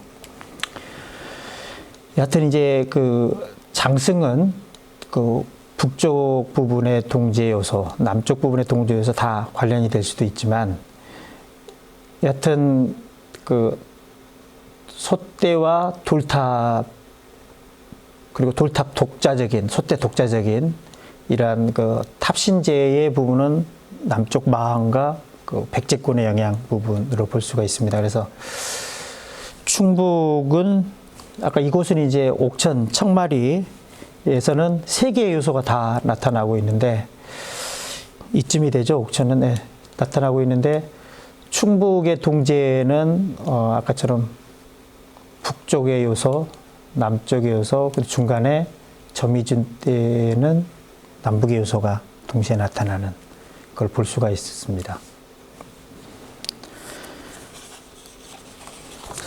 그리고 또 이제 충북의 성주는 이제 그 집을 짓고 집안의 모든 일이 잘 되도록 권장하는 그 집안의 최고 신을 성주라고 하는데요.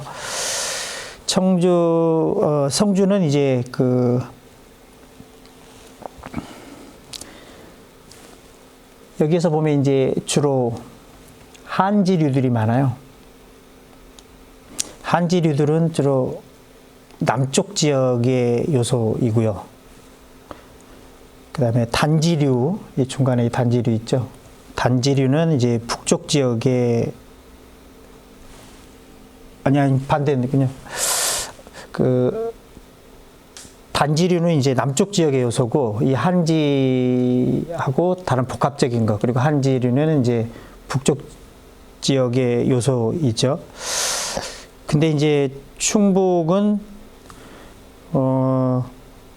전부 다 이제 한지가 골로 분포하죠. 그래서 대부분 이제 그 북쪽 지역의 요소들이 이제 많은데 이제 재밌는 부분은 이제 남쪽 지역의 요소들이 아까 단지류라 그랬는데 여기 보세요. 제천 이렇듯이 이쪽에 전부 단지류들이 있죠.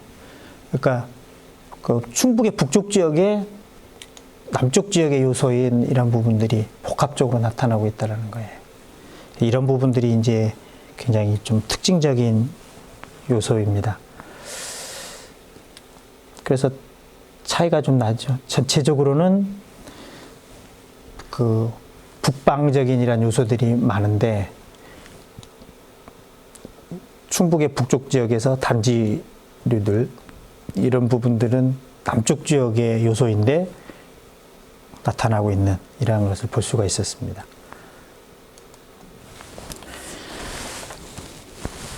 그 다음에 이제 신하위권이라고 하는 건데요. 신하위는 이제 그 무가에서 그 자진몰이적 요소가 강한 살풀이. 살풀이는 이제 사람을 죽게 하는 이제 도끼예요. 그래서 무가에서 억울하게 돌아가신 분들의 원한 부분들이 나중에 살아있는 사람들한테 영향을 미칠까봐 그걸 풀어주고 막 합니다. 그래서 그거를 이제 신하위라고 하는데 이거는 이제 주로 이제 무가고 그다음에 전라도 무속과 굉장히 관련된 부분이 많습니다. 그래서 신하위는 이제 합주라고 볼 수가 있고요. 그리고 산조는 이제 독주라고 볼 수가 있는데 이제 충청북도 지역 같은 경우에는 이제 그 여기에서 또 다른 요소가 이제 어떤 게 있느냐면 판소리와 명창의 가운데점입니다. 그래서 분포지를 보면 예전에 백제권입니다. 플러스 마이너스 돼 있죠. 이게 하나는 판소리가 하나는 저기입니다. 명창인데 이게 신하위권하고 일치해요. 근데 충북에서 보면 딱 가운데로 해서 딱 나뉘죠. 세로로 딱 남북으로 해서 중앙에서 나뉩니다. 그럼 저번에도 말씀드렸듯이 그 신라의 영향권이 굉장히 강했던 곳이 이쪽은 고구려와 남한강수로는 고구려와 신라 계열의 그 영향이 강하고요. 신라는 또 이 아래쪽까지 영향을 미치죠. 근데 백제는 이쪽이 잠깐 이쪽 일부만 미쳤는데 여하튼 크게 보면 서해안의 평지와 이런 백제권의 영역들의 아까처럼 그 신하의 분포와 판소리 명창의 분포가 일치한다는 거예요. 그래서 이제 충북 같은 경우에는 이제 판소리를 보면 이제 이쪽에서만 나타나죠. 다 산조도 마찬가지고. 근데 이제 유명하신 분이 계셔요. 어느 분이냐면 이제 여기에는 그 박팔괴라는 분이 여기 나오죠. 분인데 이분은 이제 그 충청제라고 하는 이제 가야금 산조가 전라도 산조랑 굉장히 독자적인 부분이 있는데 이거를 이제 충청제라고 하는데 이 부분에 있어서 이제 그 아주 대단하신 분이시고 그다음에 이제 그 심 선생님 두 분이 계시는데 이분들도 이제 산조로서 아주 명창인데 아주 그 유명한데 이분들의 출신지들은 서상과 청원 지역입니다. 그래서 아까 이러한 부분하고 정확히 일치하고요. 그리고 여기에는 또 판소리 같은 경우는 이제 중고제라고 보통 이제 판소리는 전라도를 기준으로 해서 아까 그 전라 좌도와 우도 이쪽으로 해서 아래쪽에서 봤을 때 동편제, 서편제 그 영화로도 나왔잖아요.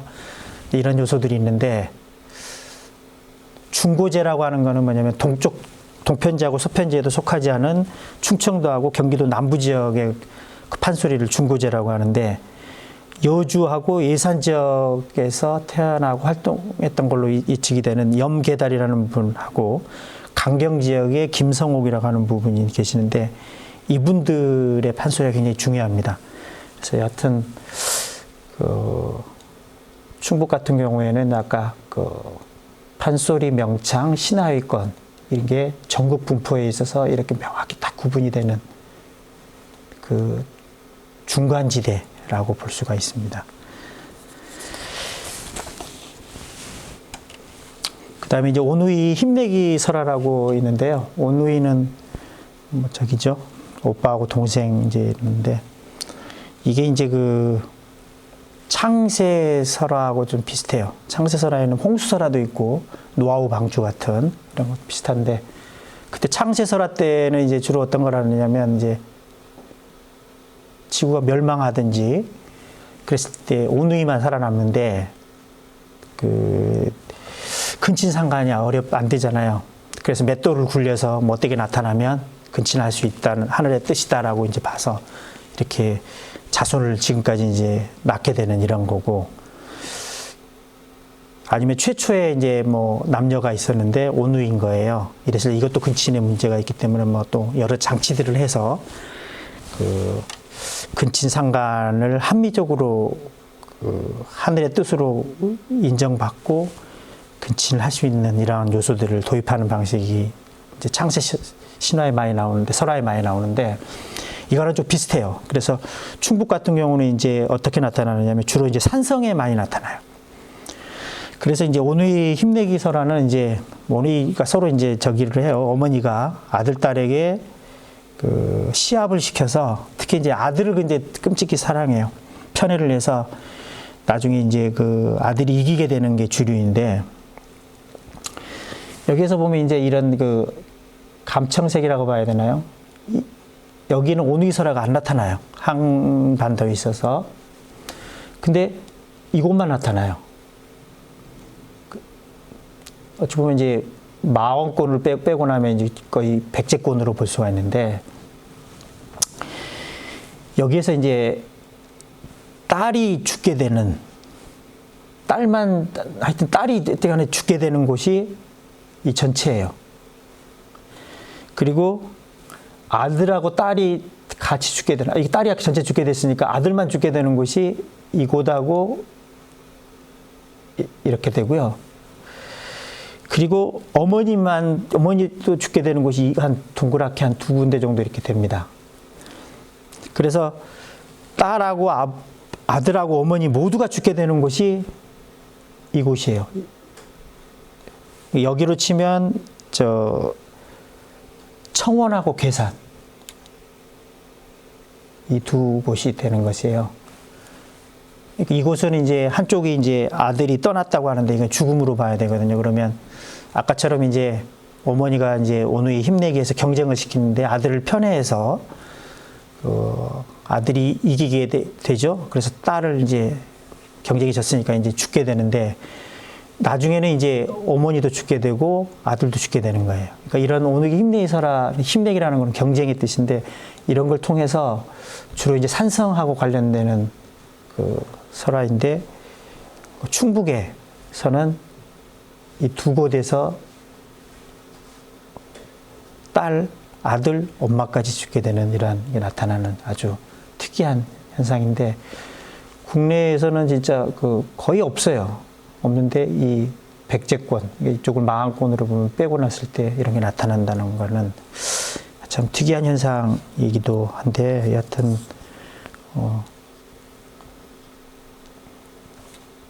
아주 흥미롭습니다. 그 다음에 이제 옹기입니다. 옹기는 보통 이제 그 정명호 선생님이 이제 많이 연구를 해나셨고요. 그 다음에 저도 이렇게 이제 정의를 내렸는데, 이 부분이 굉장히 중요합니다. 충청도는. 비율이 똑같다라는 거예요. 근데 이제 충북을 보면은 이게 45cm, 44cm 이게 위아래가 같아요. 그리고 아까 다시 보시면, 옹기의 크기는, 옹기의 이게 폭은 전라도하고 경상도가 가장 넓죠. 이건 뭐와 관련되냐면 이제 복사열하고 관련돼요. 비가 많이 오잖아요, 남쪽은. 그러면 이제 복사열을 바닥 주변에서 받아야 되기 때문에 이게 퍼질 수밖에 없고요. 그리고 또 하나는 이제 벌레들이 많잖아요, 남쪽에. 그럼 벌레들이 못 끼어 올라가게 하는 다종류들이 있죠. 걔네들은 물 이런 데 받고 올라간다고요. 그래서 이런 부분이 이제 있는 거예요. 그래서 굉장히 크죠. 근데 이제 강원도가 가장 홀쭉하고, 그다음에 이제 저기 서울하고 그 수도권 지역은 좀 홀쭉합니다. 그래서 충청도 권역은 남부 지역하고 중부 지역의 사이 정도의 크기예요. 그 전형이 어떤 거냐면 이런 걸로 볼 수 있죠.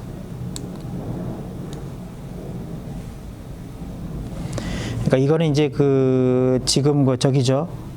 덕산 양조장에서 1923년, 4년 이전에, 그러니까 지금 덕산 양조장의 위치가 바뀌어 있죠. 그리고 개업은 공식적으로 35년에 이렇게 했다고 나와 있는데, 35년에 이 온기가 있다고 하는데, 그 덕산 양조장이 예전에 지금의 위치가 아닌 시장통에서 있었던 곳에 그 당시 온기예요. 이게 전형적인 온기의 모양이 띄고 있습니다. 그 충청북도의 온기, 충청도의 온기 중에 전형을 띄고 있고, 이 온기는 나중에 35년에 제조된 온기라 그러는데, 이거는 일본의 무랑아리, 수엉의 형태를 띠고 있어요. 두 개 다 술독합니다. 그 술 항아리인데, 술독인데, 위쪽이 이제 둥그는 이런 형태가 일본의 그 온기의 영향을 받은 거고요. 일본의 온기는 그 조선의 장인들이 일본에 끌려가서 도자기도 만들어주고 온기도 만들어주는데, 일제강점기 때 술도가에 그 술독으로 다시 역도입되는 형국이에요. 그럼에도 불구하고 결국 도공들은 그 우리나라 사람들이기 때문에 기형에 있어서 굉장히 좀 비슷한 측면이 있습니다. 그러니까 그 일본의 영향을 받은 그 술독이기 때문에 약간 뭐 그 무랑아리 전통이 있기 때문에 기형이 좀 우둔하지만, 전체적인 이런 그 흐름 이런 걸 보면 충청도의 온기의 특성을 갖고 있고요. 그리고 이제 이거는 이제 충북의 무형문화재 12호이시죠. 그분의 집안에서 전래됐던 온기라고 하는, 그러니까 7대째 이어지는 그 온기장인의 육제조 선조께서 쓰셨다고 온기라고 합니다. 일단 좀 이곳에 좀 소개를 시켜 드립니다. 그리고 이제 충북의 반다지도 좀 다릅니다. 다른 지역이랄지 다른데, 여기의 특징은, 이 자료는 이제 그 충북 지역의 반다지인데, 이 화문이 중요합니다. 꽃화문. 이게 충청도 반다지의 특징이다. 특히 충북의 반다지의 특징이다라고 보시면 될 것 같습니다. 그 다음에 이제 호미도 충북 호미가 있습니다. 충북 호미는 이제 이것도 이제 충북 야장이 계셔요. 그래서 이 호미들을 만들고 있고요. 충북 지역 외에 그 가까운 지역인 여주의 논호미까지도 만들어주고 계십니다. 그래서 여기에서 보면 이제 논호미하고 밭호미의 차이를 볼 수가 있는데, 이거는 이제 진천, 덕산하고 그 제천 쪽의 밭호미예요. 그 위에 쪽의 폭이 굉장히 좀 가늘고 상대적으로 논호미에 비해서, 그리고 뾰족하기만 하되 안쪽으로 휘어져 있지는 않아요. 이게 이제 논호미하고 밭호미의 차이고, 그리고 이제 이 호미들은 진천의 밭호미인데, 이 밭호미를 사용하기 전, 후의 차이라고 볼 수가 있고, 그 다음에 괴산의 호미는 이제 논호미예요. 그래서 위쪽에 폭이 넓고 안쪽으로 작가씩 휘어진 이러한 형태들의 특성으로 봐서 논호미이죠. 그래서 충북의 논호미와 밭호미의 특징들을 여기서 찾을 수 있고, 지금도 충북의 야장 무형문화재 분께서 지금도 만들고 계십니다.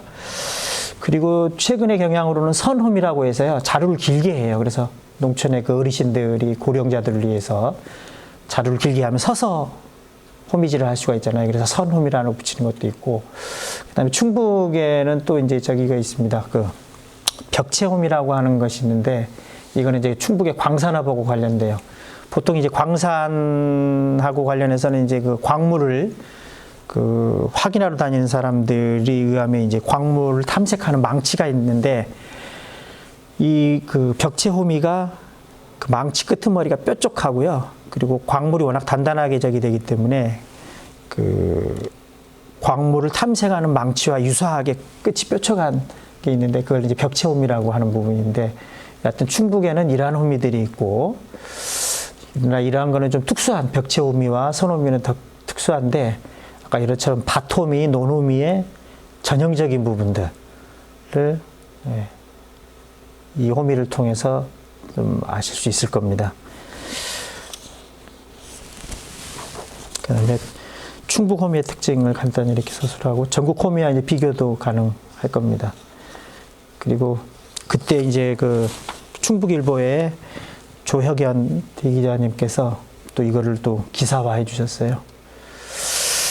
그리고 이제 마지막입니다. 그 충북 민속의 굉장히 특징적인 부분 중에 하나가 충주반이에요. 이거 충주반은 이제 다 아시다시피 이제 개다리 소반이라고 해서 안쪽으로 휘어져 있죠. 근데 이 반대가 이제 외반대에 있는 게 호족반, 호랑이 발 모양의 호족반이 있고요. 근데 하여튼 충주반, 개다리소반이라고 불려요. 근데 특이한 거는 지금의 이거를 이어가시는 장인이 안 계신다는 게 그 당시까지였고요. 지금은 어느 분이 재현을 하고 계실지 모르겠습니다만, 여하튼 그래서 전국의 다른 아주 독특한 그 소반입니다. 그래서 굉장히 눈여겨볼 필요가 있는 부분 같고요. 그래서 여기에 다시 한번 리마인드 시키는 의미에서 다시 소개를 시켜드렸습니다. 그래서 새로 발굴했거나 아니면 새롭게 해석하고 그다음 새롭게 부각됐던 그 자료들 10가지, 그리고 그간의 학자들이 굉장히 연구했던 부분 중에 문화 경계 지도를 통해서 알 수 있는 충북 민속의 특징 부분 10가지를 충주반까지 해서 20가지 이렇게 정리로 해서 다시 재소개를 시켜드리고요. 마지막 결말입니다. 문화는 이제 쭉 말씀드렸다시피 이제 굉장히 복합적이죠. 그래서 이제 새롭게 말씀드릴 수 있는 거는 뭐냐면, 이제 아까 새로 발굴된 자료는 이제 널리 알리실 필요가 있고, 그리고 문화 경계 지도로 해서 쉽게 이해를 좀 시키려고 하는 부분이 있었는데 좀 오해가 있는 부분도 있어요. 근데 이런 부분들은 개별적인 요소였잖아요. 아까 10가지였는데 이거를 혹여라도 문화 경계 지도를 조합을 해볼 경우에 또 새로운 요소들을 찾을 수 있다고 봐요. 그래서 그런 시도를 한 번 더 해보시면 새로운 또 충북의 민속의 특징을 좀 추출할 수 있지 않을까 생각을 해봤고요. 하여튼 저는 이제 그 2012년 민속문화의회 전시를 계기로 해서 자연지리, 역사, 민속 등을 이제 정리하고 그 이를 소개했고, 그다음 미래의 먹거리인 새로운 자료 발굴 및 아니면 새로운 해석 등을 통해서 충북을 한국 민속문화의 교차로 정도로 정의를 했죠. 굉장히 소극적인 정의를 한 거예요. 근데 지금 보니까 이제 더 많은 가능성이 있겠더라고요. 그래서 가령 이제 그 유럽에 보면 터키가 있잖아요. 동서 문화에 거기는 교차로라고 하지만 용광로라고도 해요. 그리고 해양 문화와 내륙 문화, 지중해와 이런 부분도 있고, 그래서 그것처럼 아까 가장 많은 주변에 광역 문화권과 접해 있잖아요. 그래서 다양한 문화들이 지금 전래되고, 제가 보듯이 교차로까지만 이제 봤는데, 이게 이제 용광로라는 뜻은 뭐냐면 그러한 문화 요소들이 하나의 그 문화로 녹아나서 새롭게 창출되는 문화를 얘기하는 거거든요. 그래서 이러한 가능성도 충분히 저는 있겠다. 그래서 향후 뭐 여러분들이 이제 이러한 요소들을 추가적으로 더 연구를 하시면 좋겠다. 이제 이런 희망을 갖고 충북 민속 문화의 전체적인 특징을 한번 말씀을 드려봤습니다. 이상입니다. 경청해 주셔서 감사합니다.